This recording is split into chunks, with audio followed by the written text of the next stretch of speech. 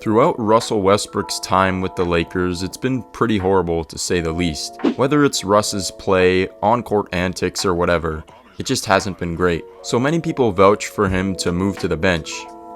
Many people saw him moving to the bench as more of a demotion, but for me, I think it's just getting the best out of the role that he's meant to be in, and so far it's been working really well. Here's why Russell Westbrook coming off the bench with the Lakers actually works.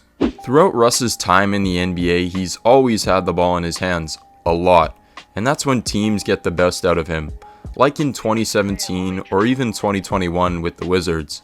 But there's also been occasions where he's had the ball in his hands less, and it worked pretty well. In Houston, he was arguably his best as an off-ball cutter and a corner three-point shooter. He was more of the guy that was going to finish plays for you rather than start them. In OKC, he was the guy who'd literally be the whole entire play. Nobody else would touch the ball. He also played with KD and Harden in OKC, but it was a little bit different back then.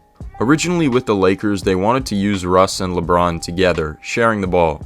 That didn't work. Then they wanted to use Russ off the ball more like he was in Houston. That really didn't work.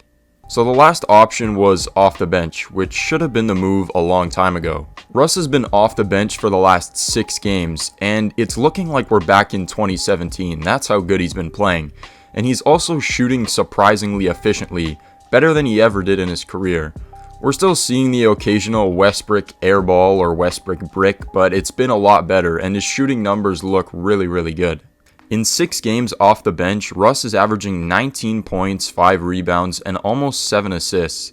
He happens to be shooting the most efficiently pretty much he ever has in his whole entire career, around 51% from the field and 48% from 3. These 6 games have been Russ's most consistent ever in his whole career, and those shooting numbers are like 50, 40, 80 shooting numbers. That's ridiculous for Russ. Russ looks reinvigorated in his new role, and it seems like all his athleticism, finishing, and shooting are magically all back. But it's also the perfect fit for Russ, and it makes a lot of sense why it's working. Russ off the bench is working because he doesn't have to defer to anybody else. He has the ball in his hands all the time, and he gets to just be the same old Russ that he's been his entire career. He can just play freely now. He doesn't have to defer to anyone else in the second unit, and he can just be himself. Everyone in the second unit knows that this is Russ's unit to run, and they all space out accordingly for him. And the spacing is much better here. When Russ is in the starting lineup, the spacing is pretty awkward. In the starting lineup, he had to defer to LeBron and to some extent AD. Off the bench, he pretty much has no expectations, so he can go out and be himself. Anybody with half a brain cell knew that Russ and LeBron was never going to work, especially with the current roster that they have with legitimately one shooter, and that's Matt Ryan. And he's a guy who's literally delivering DoorDash a few months ago. LeBron and Russ both need the ball in their hands a lot to succeed, so the both of them together was never going to work.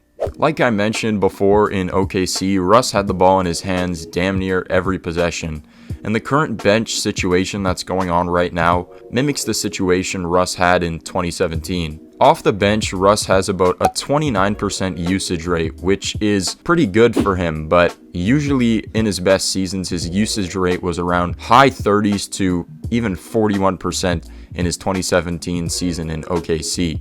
So it's pretty evident when Russ has the ball in his hands more, he plays better, and in most situations, his team does better as well, at least in the regular season. In the playoffs, that's a little bit of a different story. Although Russ has been great off the bench, this hasn't translated to many wins for the Lakers. Although the Lakers are 2-4 with Russ on the bench compared to 0-4 when he starts. I guess that's a pretty big improvement.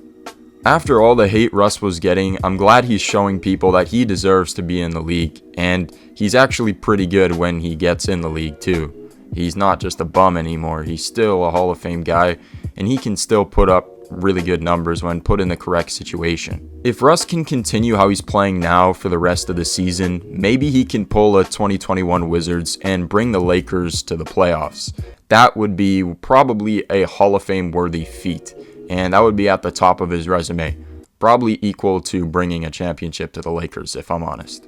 If you enjoyed this video, you can check out my latest video, how Donovan Mitchell fixed his biggest weakness. You can check that out right here. Thank you for watching, and as always, stay rested. See you in the next one.